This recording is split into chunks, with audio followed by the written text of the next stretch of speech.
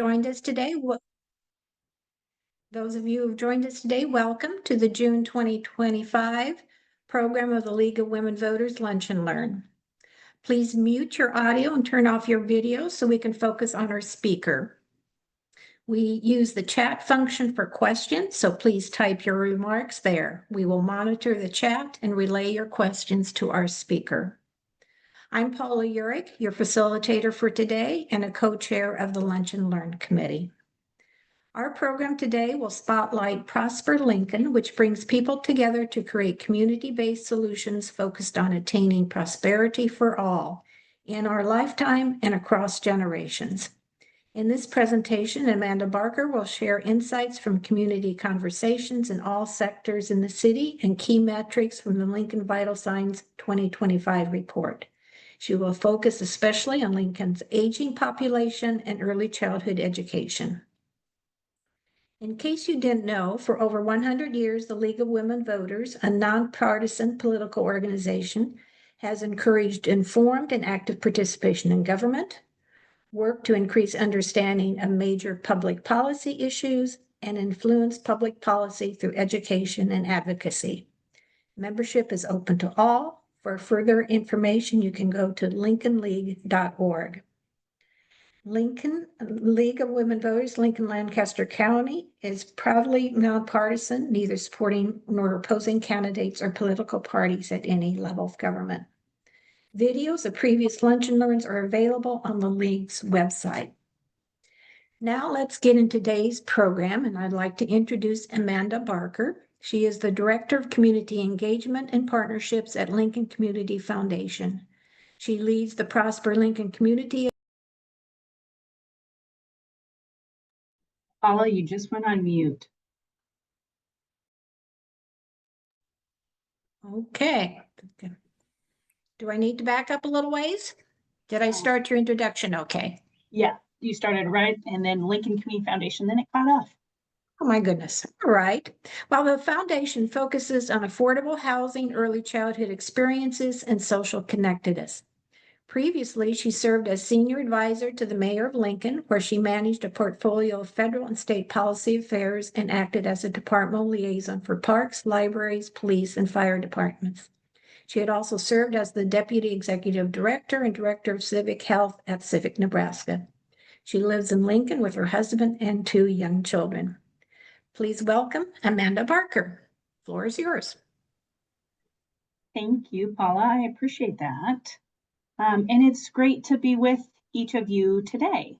I had the fun opportunity actually to speak to Girls State yesterday, which was great. So I'm really feeling the democracy vibes here in Lincoln, Nebraska, and I'm loving that element. So let me make sure I have all my Zoom capabilities up and make sure I'm showing this to you correctly. Can everybody see my screen? We do. Okay, great. Glad to hear it. Hold on, I need to find where you are on my multiple screens. Okay, here we are. Okay, well, I'm excited to be with you today to speak about Lincoln Vital Signs, which is our report that we've been doing here at the Lincoln Community Foundation with the NU Public Policy Center for roughly 10 years. And also to speak a little bit about Prosper Lincoln 3.0, which most recently launched in April. So this is a timely conversation, a conversation that I'm grateful to be having with the League of Women Voters, and one that I think hopefully you'll take something away from today about our community. So a quick introduction. Paula covered a lot of the high points. So I'm grateful for her doing that. Just a little bit more background, like why does Amanda love democracy, or why does she care about community work? I grew up south of Nebraska City on a farm, and then came to the University of Nebraska here in Lincoln in 2006 for college, and haven't left yet. So I joke that my mom was a professor of political science and history at Peru State College for decades, and my dad farms. And so I joke that I grew up in a humanities household. a household that showed exactly what thriving community looks like. My parents they served on boards, they showed up for community service, they donate blood every 6 or 8 weeks, whatever the legal limit is. And they really modeled that concept of community engagement and community stewardship from a young age. So I come by this work honestly. I love thinking about how we might be able to build and sustain thriving communities all across our state. And I'm grateful to get the chance to do that work here at the Lincoln Community Foundation.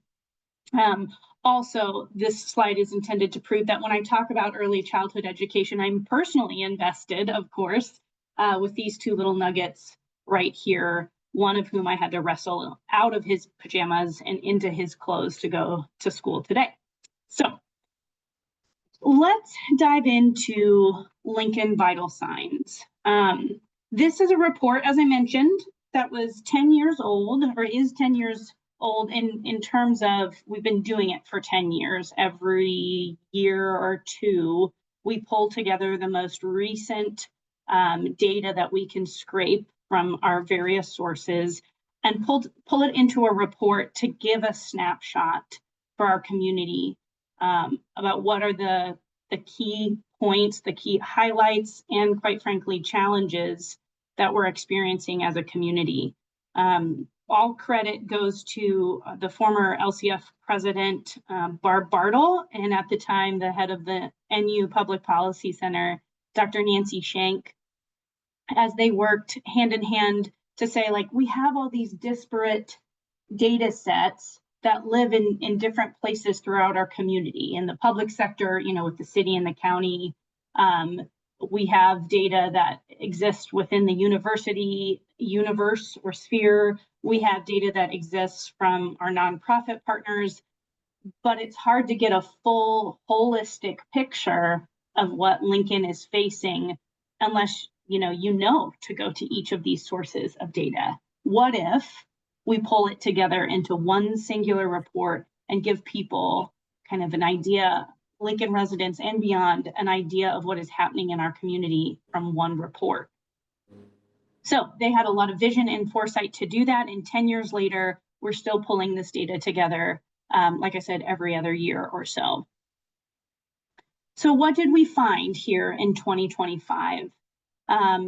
We are finding kind of three big things. One that we'll talk about extensively, it's this top one. Population trends will shape future need for services and initiative. Specifically, our aging population, the 65 plus crowd, has grown 8 times faster than other age groups.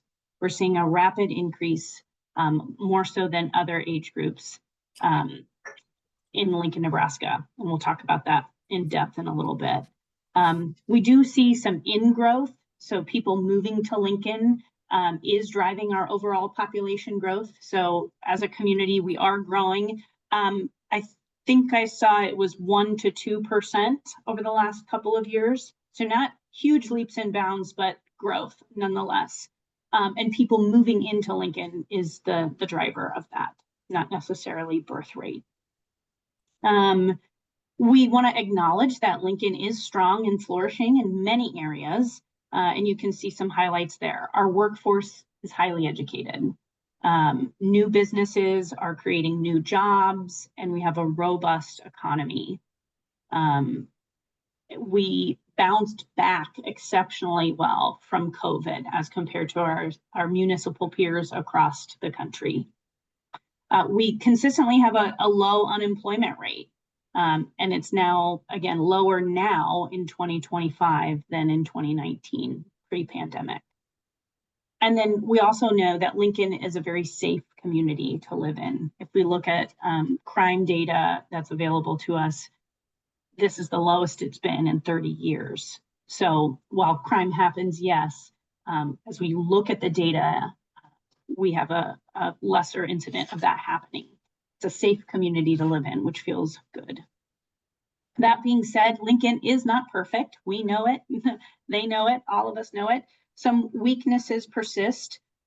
This top bullet point, income adjusted for cost of living, has been falling behind in Lincoln compared to other metro areas for over a decade. So one thing I think Nebraskans and Lincolnites really pride ourselves on is that the cost of living is really low. And it is, but when we compare our incomes in our community, it's not keeping pace. Like, we're not continuing to like have that healthy gap. Our incomes are getting closer to the cost of living, which leaves less room for kind of wiggle room or crises. So that's important to know. We're also going to be talking about this in depth in a little bit, but childcare costs continue to rise in our community and in many others, but specifically here in Lincoln. When we look at physical health of Lincoln, our residents are better than the US overall, but we're starting to see an increase in heart disease and cancer rates and deaths due to those things that is starting to come pretty close to that national average. So while we used to be able to hang our hat on maybe those lower rates there, we're no longer able to do so. So those are kind of the big three key findings, and with some subsets underneath that to take away. Again, since we've been doing this for 10 years, we're really grateful to be able to say, let's look at 10 years of data, right? Let's see what the trends are.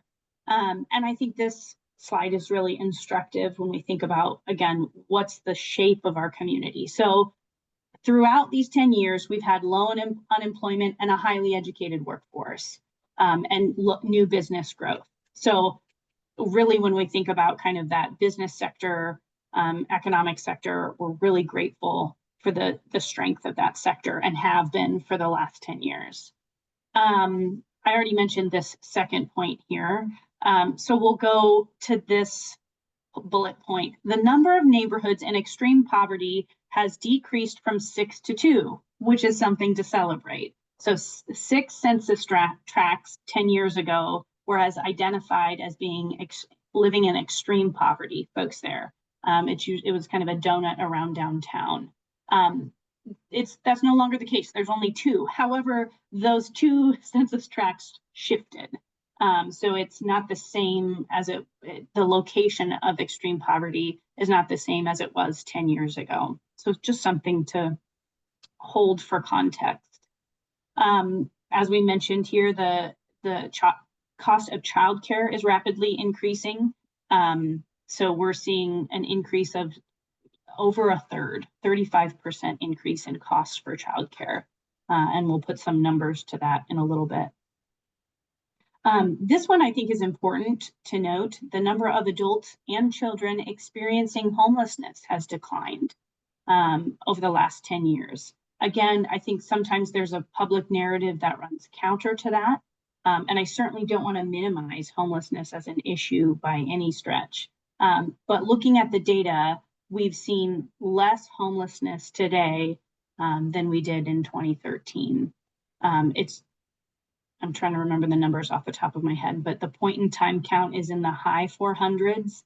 And once upon a time, it was 950 homeless individuals in Lincoln. So we've seen that number nearly halved for our purposes. And we can thank a lot of a continuum of care model amongst our emergency shelter providers and homelessness support providers in this community. It's a real testament to collaboration and connection.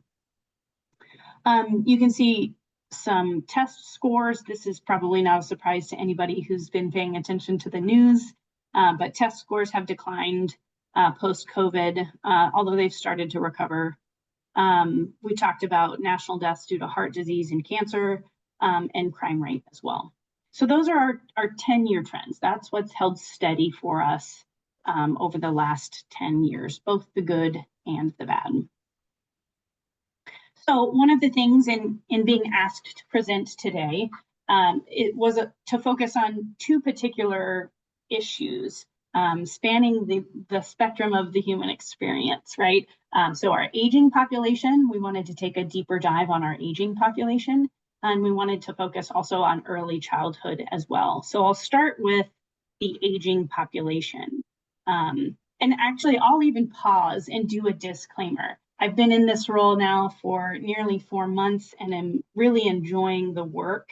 I would say my time again, within the city of Lincoln and in the nonprofit sector has made me familiar with these issues. But right now, I'm really enjoying getting to do a deeper dive into the issues contained within Prosper Lincoln's community agenda. So all that to say is I don't pretend to be the sole expert on aging or early childhood or anything in between, but I am deepening my knowledge. So that's a way of saying be gentle on me in the questions. So Lincoln's aging population. Here are some numbers that we learned in the Lincoln Vital Signs report. There are roughly 46,000 adults aged 65 years and over. Just to give you a baseline understanding, just south of 50,000 adults that we're talking about in this universe. That, however, is a 42% growth in the last decade. So we're seeing, again, an aging population that's getting into that 65 years and over. I did talk about in-migration into Lincoln. So of the folks who come into Lincoln, 7% of those newcomers are 65 plus. So this could potentially be folks who are relocating to Lincoln to be closer to kids and grandkids. This could be someone who's saying, I want access to better services in Lincoln, whether that's medical or social or otherwise. So we're seeing a portion of the newcomers are aging. A lot of the newcomers are our college students, right? 18 to 24. When we think about an older population and poverty, here's what we know. We're starting to see an increase in poverty in our older adults. So in 2019, the percentage of people of retirement age adults experiencing poverty was 6%. Now we're seeing it sit at 13%. So more older adults are experiencing poverty, and that's roughly 6,000 individuals. So again, as we think about the universe of this world, we're looking at 6,000 people in terms of services. So that begs the question, what should we be doing for older adults in Lincoln? How should we be adjusting our services? How should we be thinking about the complexity of this issue? What partners should we be pulling in to have this conversation? And I'm happy to report that my friend Randy Jones at Aging Partners of Lincoln and Lancaster County is leading the charge on developing an age-friendly community plan. I believe this is in partnership with the AARP. So again, you've got really strong community partners at work in this space. He is undoubtedly more of an expert than I am. But in recent conversations with Randy and his team, they've identified a plan that has these 3 pillars.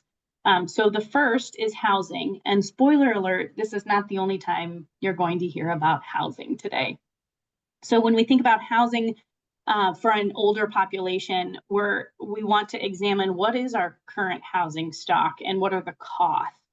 And as we consider, again, older adults in poverty, as we consider older adults who maybe don't have resources or a steady income at this point of retirement, how do we think about transitioning current housing to a smaller independent home? Or do we need to be thinking about assisted living facilities or full-time nursing facilities, and thinking about, again, kind of that whole spectrum of housing?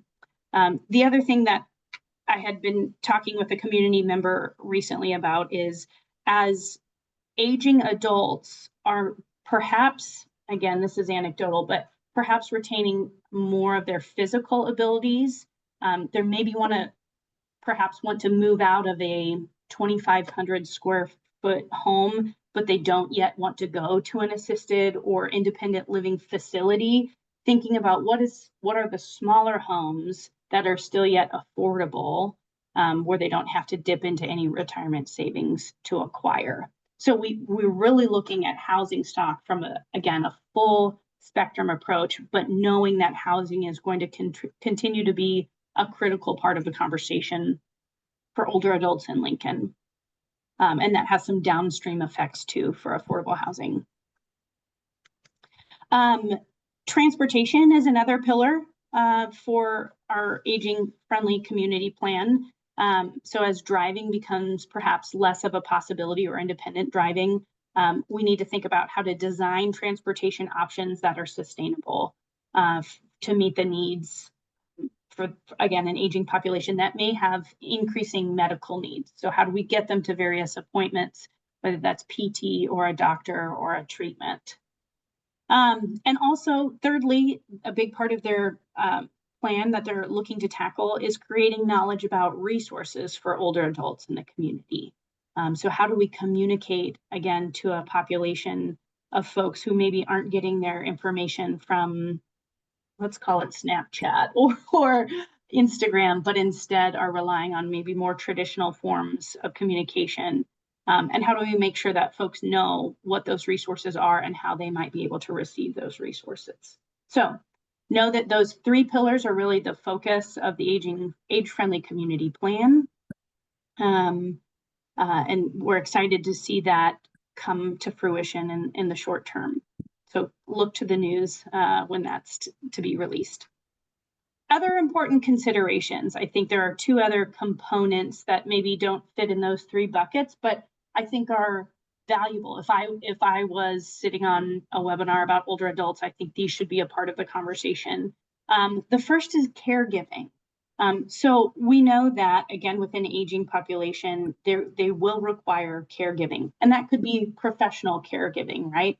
That could be your home care instead, or Tabitha, Madonna, those sorts of caregiving spaces.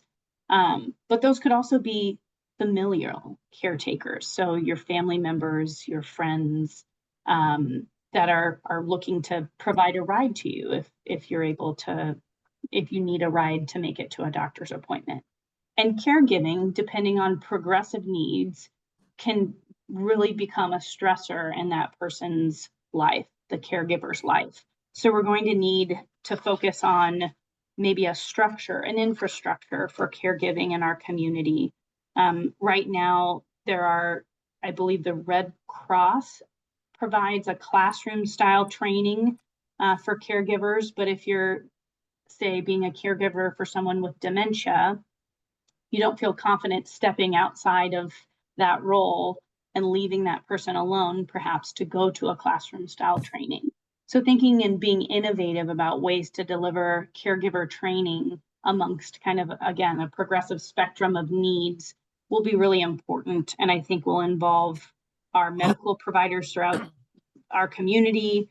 It might involve social workers. It's just going to be a really big lift, but one that we should attempt. We also know over the last 5 years or so that social isolation has become more of an issue in our community and across the nation. The U.S. Surgeon General, or the former U.S. Surgeon General, did his parting prescription for America on this same concept. Loneliness has a real effect on physical health. So we know that loneliness and mental health and social isolation is something we should be focusing on, especially, again, as we look to an aging population that doesn't have two tiny human beings in their home, chattering it up day in, day out. So what should our community be doing for affordable and accessible social engagement becomes the question in my mind. And this isn't to beat up on any particular social engagement strategy, but a lot of people think, oh, when you're an older adult, you have plenty of time to go see arts and culture. So take in a performance at the Lead Center or the Lincoln Community Playhouse. All of those are wonderful, incredible venues. They may not be as accessible if you have to pay $50 a ticket for a show, right? So we need to be thinking, again, about a whole spectrum of affordable and accessible social engagement options. So I hope that gets your brain thinking a little bit. So that's kind of a highlight or a focus in on our older adult population. But I'd like to turn to Prosper Lincoln 3.0 because embedded within that, we're going to talk about our littlest residents in Lincoln as well, or the youngest. Before I do that, a quick primer on Prosper Lincoln. I mentioned the two women who really were the driving force behind Lincoln Vital Signs 10 years ago in 2015. So unsurprisingly, we're also a driving force behind Prosper Lincoln. And it came with, once that big, beautiful first Lincoln Vital Signs report was published, probably looked about, about like this, nice and thick, lots of pages to print. Local lore says that Barb Bartle said to Nancy, okay, we've got all this information at our fingertips in one place. So what? What does it mean? What should we be doing about this, right? Which is a great way of saying we can be data informed, but there still needs to be action. So thus the birth of Prosper Lincoln came into fruition.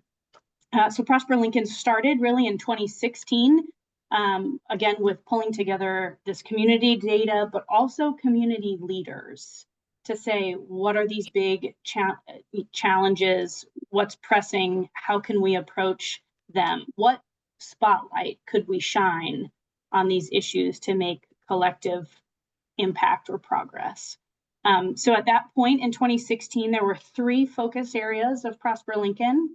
It was early childhood education. So you're going to hear that again, which I'm grateful for. And that was led by Michelle Suarez. They realized that workforce development was really critical at the time. So that was led by Brian Seck and Mike Milborn.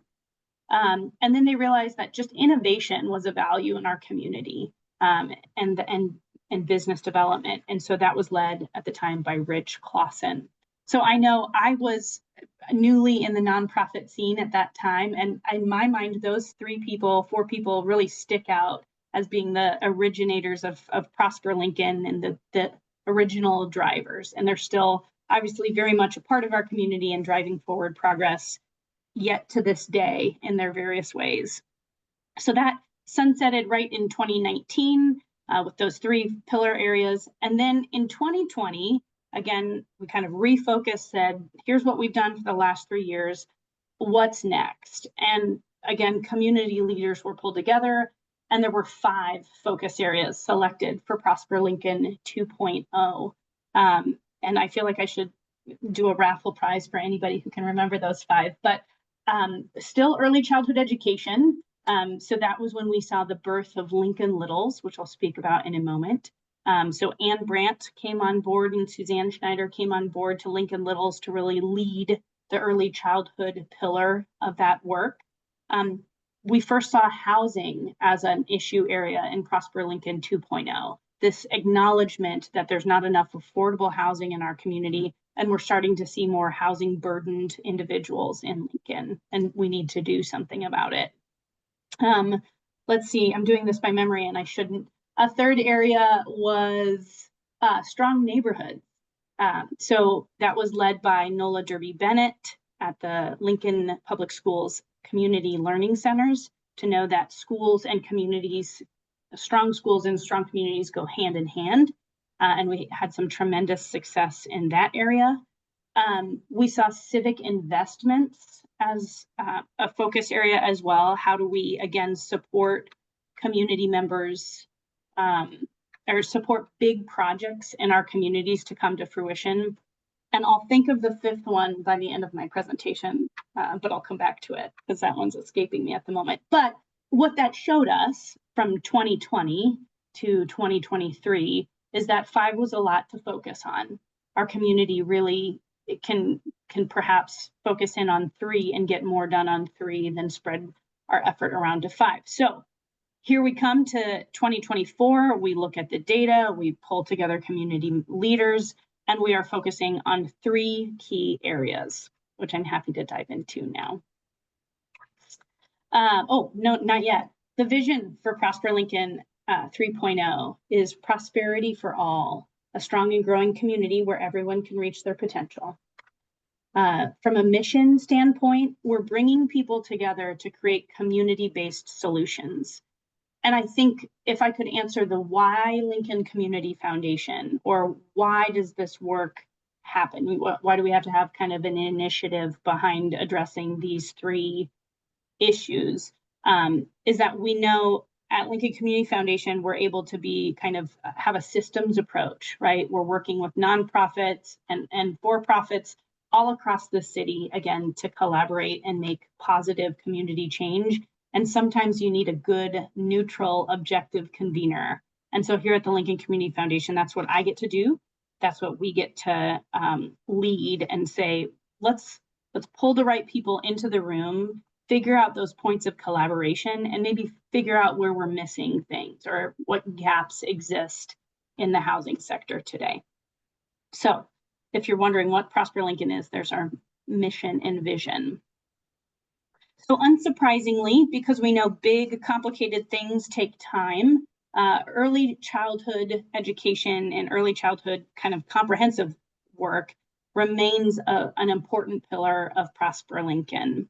So you can see the goal statement here. All children, our goal is that all children are flourishing socially, emotionally, physically, and educationally. A strong aspirational statement that we can get behind, certainly. But we want to, you might ask, Amanda, what does this look like? You know, pedal to the metal, what are we seeing? What can we do? So what we're aiming towards in terms of our core activities is fostering robust collaboration across systems that support early childhood development. We want to integrate health services and educational services and family supportive services. So again, that you're not, if you're both working towards advancing early childhood objectives, you're not working over here in this silo and someone else is over here in this silo and your work never connects. Lincoln is too small of a community to really be in silos. And again, we know that these are complex, interwoven problems that will require collaboration. So you're going to see that honestly in each of the pillars. How are we bringing folks together to the table to collaborate? We also want to enhance equitable access to high quality early childhood education. That's honestly been a through line since Prosper Lincoln 1.0. That high quality early childhood education creates better outcomes for our community, for our residents of the future. This next bullet point is a new one when we think about early childhood education, and that is advance efforts to reduce ACEs, or adverse childhood experiences, through training, awareness, outreach, parent supports, and more. So we're going to do, I have a slide on ACEs in just a moment, but this is an early focus on kind of trauma-informed care and prevention strategies. So how do we make sure that we're preventing trauma to young people? But if and when that occurs, how are we turning maybe traumatic experiences and providing training and tools to be able to make sure that they can overcome those traumatic experiences and don't suffer for the remainder of their life? So there's lots of work to be done on ACEs. And then, of course, with any sort of big, sticky challenge, policy is an important piece of the pie to be able to, again, advance systems change for early childhood initiatives. So we're working with partners at First Five Nebraska and more, and NCFF, the Nebraska Children and Family Foundation, to make sure that we're advocating for policies that support, again, our littlest residents. So the data shows, when it comes to Lincoln's youngest residents, that 4,400 roughly children are enrolled in preschool in Lincoln, and that's 26% between all children 0 to 5 years old. And we know that preschool attendance has a really positive impact on children's lives. We also know, well, I'll get down there in a second. When we look at the workforce, or children whose parents are in the workforce, we have a pretty high rate in Lincoln 67% of Lincoln children have all parents in the workforce. So when we think about childcare, this is the workforce behind the workforce. These are the people taking care of young people so that their parents can be employed. And that cost has been rising. You heard me say it earlier. We've seen an increase of 35%.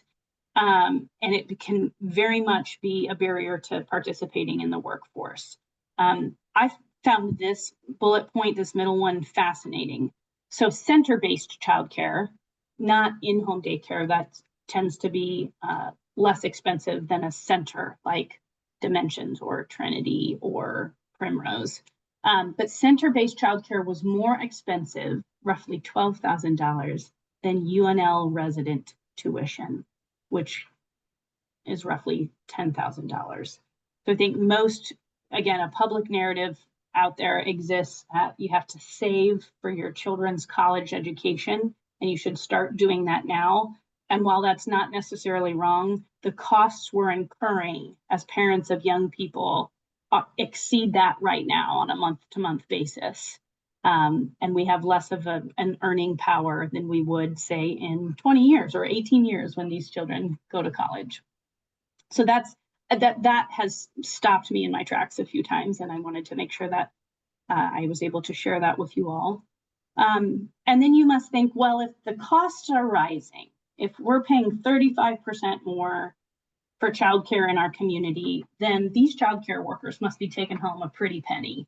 Well, you're wrong. And that is the median income of a childcare worker in Lincoln was just shy of $29,000, which doesn't, again, give you a lot of wiggle room to raise a family.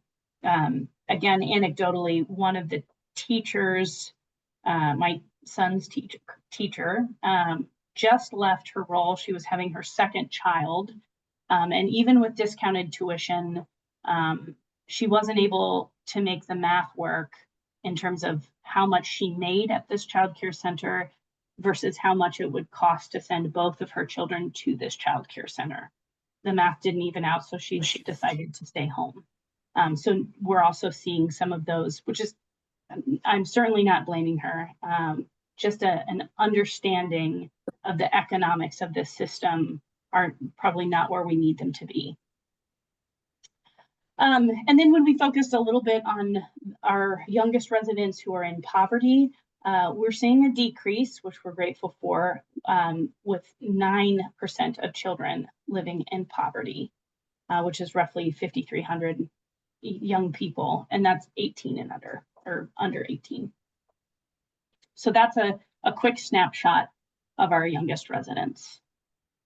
So two particular organizations that I want to highlight, I had already mentioned this before. Again, there are lots of organizations across this community that are doing incredible work in early childhood. So I don't mean to leave folks out by any stretch. But when we think about Prosper Lincoln and kind of that systems-wide approach, here are two that I want to make sure that you're aware of. And if I had 40 more minutes, I'd give you a longer rundown of all of the players in the game, but you should be aware of Lincoln Littles. Again, this is an initiative that really came out of Prosper Lincoln 2.0, set the groundwork in Prosper Lincoln 1.0. But in 2020, Lincoln Littles was formed as an organization, currently 5 staff members at this time. And what they do is they do a lot of childcare provider support. So again, we're talking about our daycare centers, our preschool institutions, our in-home providers. Oftentimes these are small businesses and they're trying to figure out how to, again, understand the landscape of early childhood in Lincoln. So Lincoln Littles is great about coming in and saying, what are your challenges? What do you need? How can we support? Here are the resources that already exist that you might be able to take advantage of. They also provide a lot of training opportunities or certification opportunities, again, connecting these providers and their workforce to those resources. Lincoln Littles also manages the Lincoln Early Childhood Network. So again, that's kind of the span of the industry. So they're doing some connective tissue work as well. Lincoln Littles does an incredible amount of tuition assistance. And if Anne Brandt was here, she could probably rattle off numbers off the top of her head. I'm still getting there. But they help provide emergency tuition assistance for families who simply, again, one crisis away from not being able to make that daycare payment, but they need that daycare payment to be able to send their child so they can go to work, so that they can pay their bills in that circuitous way. And then there's some ongoing tuition assistance. So these are families who maybe don't qualify for federal and state subsidy programs, but they don't have enough to like meet the gap. So these are our gap families. They do an incredible amount of workforce development. So if we know that there's a shortage of childcare workers in our community, they're working hard to create cohorts and classes where we can pull people into this work and then place them in meaningful employment experiences within the early childhood sector. And then, of course, we have a quality piece to this. So they're working with all these childcare providers to perhaps aim for the Step Up to Quality program, which is levels 1 through 5, that indicate how quality the childcare curriculum and providers are. And they offer some quality improvement or enhancement grants as well.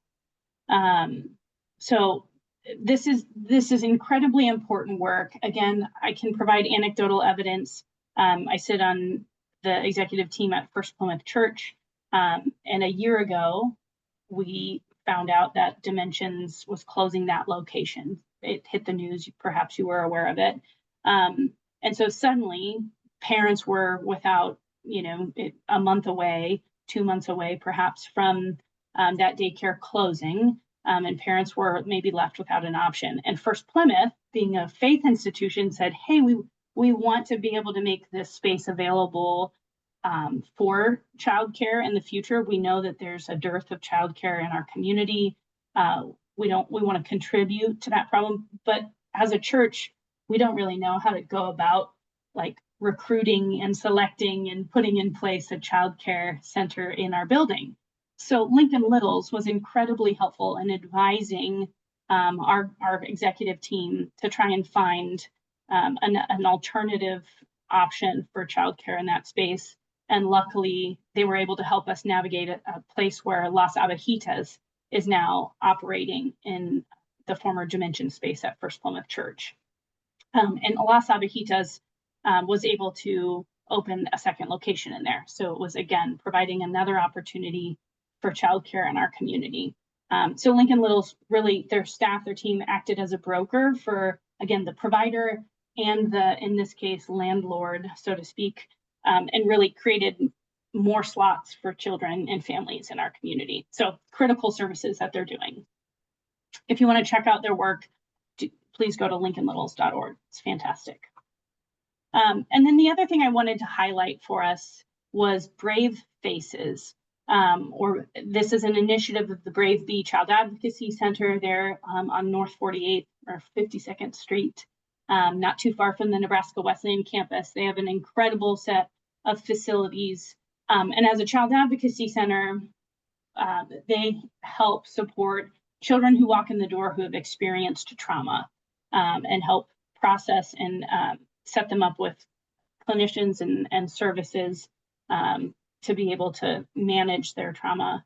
So we're really grateful for their work in our community, tackling some really hard things. But they realized that there wasn't really a great framework for how people understand childhood trauma in our community and what that long-term impact is. So about a year ago, they have spun up a program called Brave Faces, dedicated to addressing adverse childhood experiences. That's that ACEs acronym I mentioned earlier. So they're starting to do a strong public awareness campaign, provide some education and training to community members, to educators, to medical providers, because this is a medical framework that they are employing in this space, to again help turn these adverse childhood experiences into, again, kind of a positive orientation. So I would highly recommend it, if you aren't already aware of it and Go to bravebee.org, poke around on their website. They do have a training calendar. And if you feel called to say like, hey, I at least want to know a baseline of how to identify maybe a kid who has a negative ACE score and help do what I can to flip it to a positive score. They do have a training calendar, and I would recommend taking in one of those trainings. They also often offer a screening of a documentary called Resilience, that if you like history, that kind of explains the beginning of the ACEs movement in our nation. So would highly recommend. So the work of the early childhood pillar is going to be incredibly important for the next 5 years as we work through Prosper Lincoln 3.0, and I invite you along. I'll try and move through quickly so we have a little bit of time for questions. Another pillar, which is kind of, again, a holdover from Prosper Lincoln 2.0, is housing.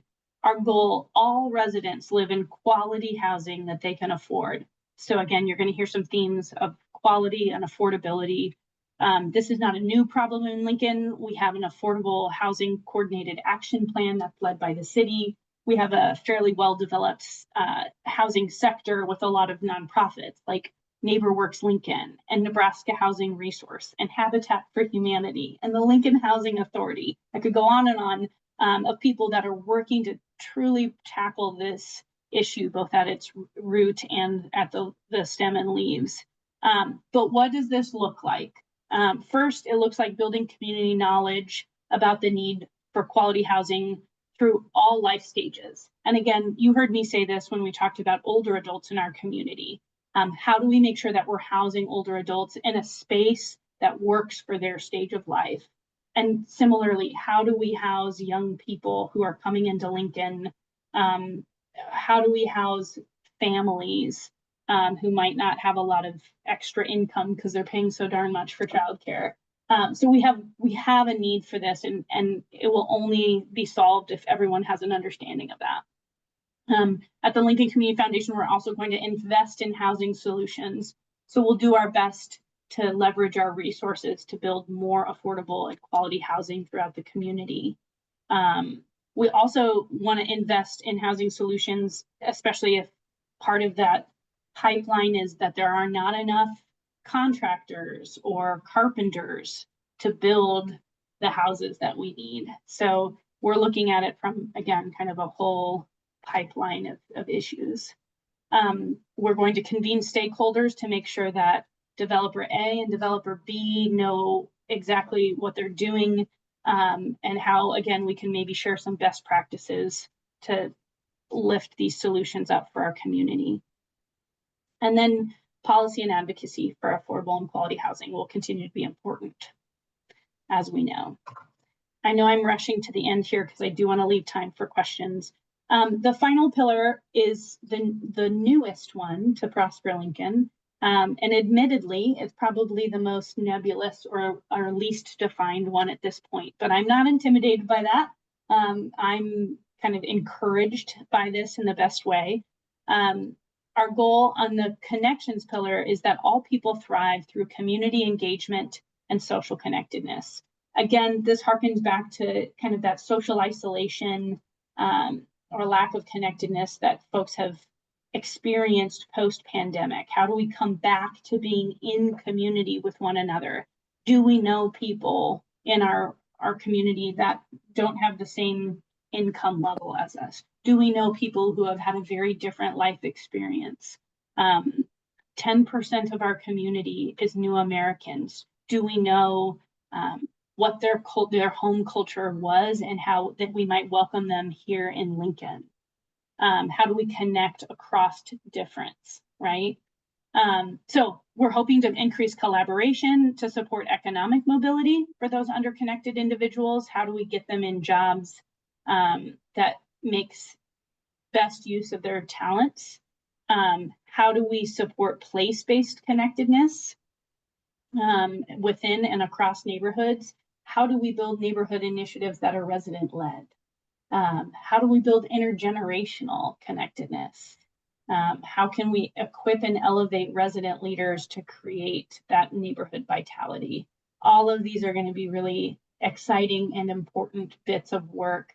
And I think, quite frankly, this is going to feel like the most grassroots work of Prosper Lincoln 3.0. So if I lobbed out one challenge for each of you is, do you know your neighbors? Start there. Do you know their names and what they enjoy doing? Don't close that garage door just yet. What's next for Prosper Lincoln? I am working on pulling together working groups. So these are folks who are really at the bullseye, the center of these issues in our community that we shouldn't be having a conversation without. So I've got a number of commitments, and we'll be able to publish those working groups soon and put them to work, and they know that. Then we're doing a decent amount of ecosystem mapping. So just what I said earlier, who are the people that have a stake in this sector and this industry, and what are they doing, and what gaps exist? You know, do we need to be thinking about doing a contractors academy so that we can make sure that there's enough labor for the demand that we have for building affordable homes? So really working to identify gaps so that we're figuring out what's not already being done and what can we do to fill that gap. We'll probably begin doing some pilot program and testing. Did that work like we thought it would? Is it making a difference? Is it moving the needle on these issues? But most of all, you're probably going to see me again in some other capacity talking about these issues, why they're important, what the data says, and what we can be doing about them.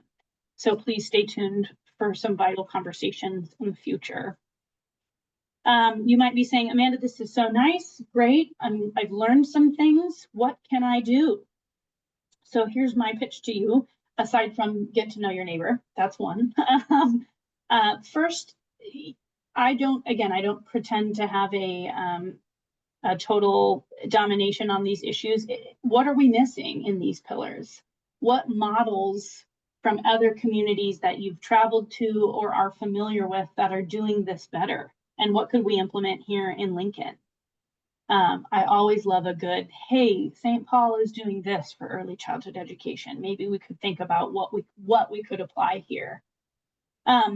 Identify and connect with partners. So is there someone who should be doing this work alongside us?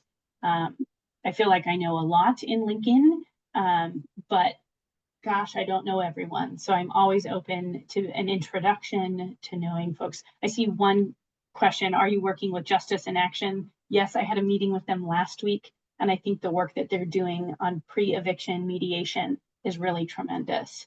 So they're going to be a part of this conversation in housing and how we make sure we can keep people housed as well. But that's exactly the sort of thing I'm looking for. And then if you're not quite sure, like, gosh, I don't know if I can identify the gap or connect you with anybody just yet, that's okay. Let this kind of marinate in your mind. And in the meantime, feel free we'll send out a quarterly newsletter where we're going to highlight some success stories from each of these pillars. Follow us on social media. So you can, again, kind of see and get a deeper understanding of what these issue areas might turn out to be.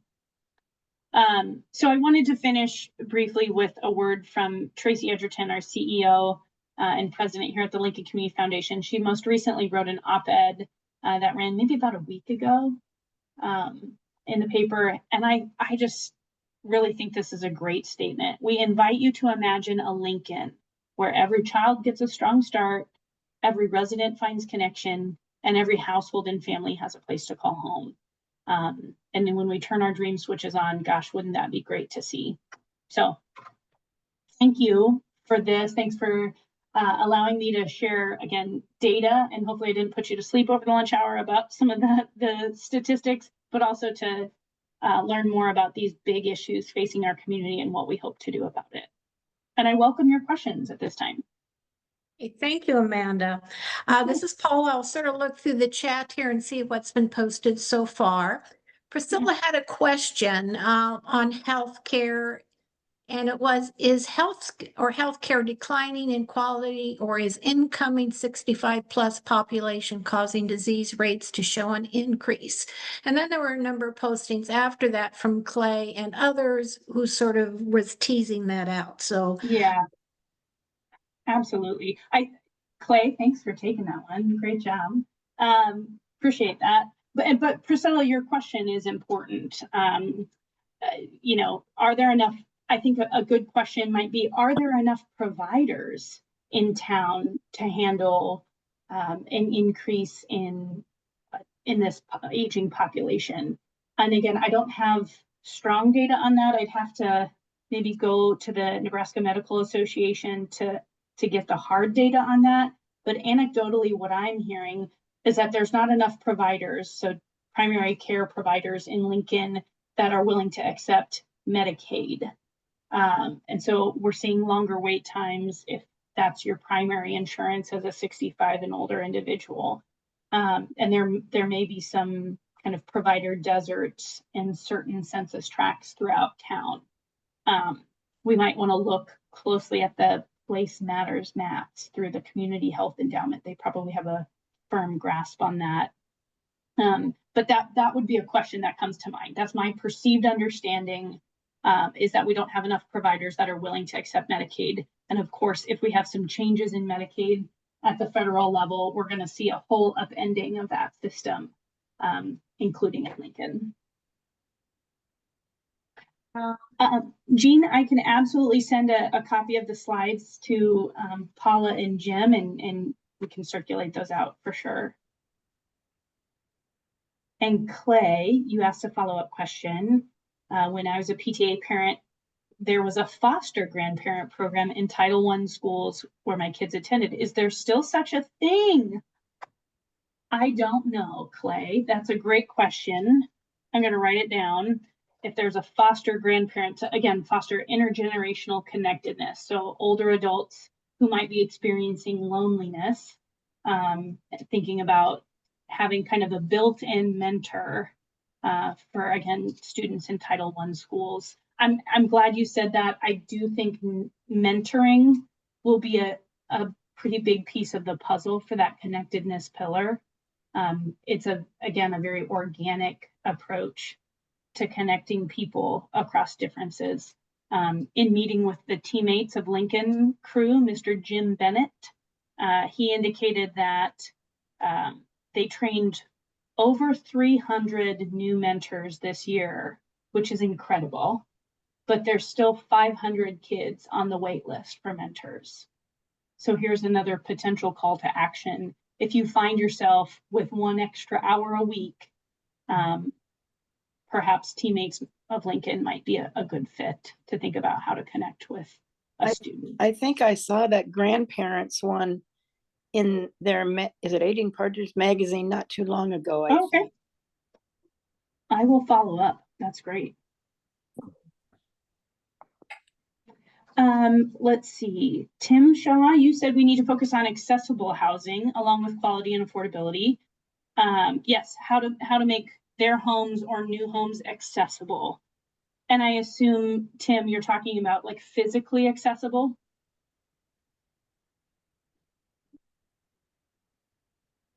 Yes, okay, great. I totally agree. When we think about, especially, and I don't want to pick on apartments by any means, but if there's not a strong, stairs can be challenging. Having, say, washer, dryer, or kitchen on a different level, some of those things are, the design of such homes for older adults certainly needs to include accessibility features for sure. Are there any final questions for me as we run right up against our time? Oh, this is Paula, and I did have one question that I did not put into chat. You said there were 2 census areas that had extreme poverty, but they were new census areas. What general part of Lincoln are they in? At this point, they are still surrounding downtown. I think it's hold on. It's northwest of downtown.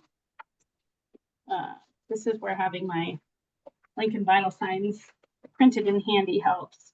Yeah, it's Census Tract 8, which is directly to the east of downtown, and Census Tract 20, so just south of downtown.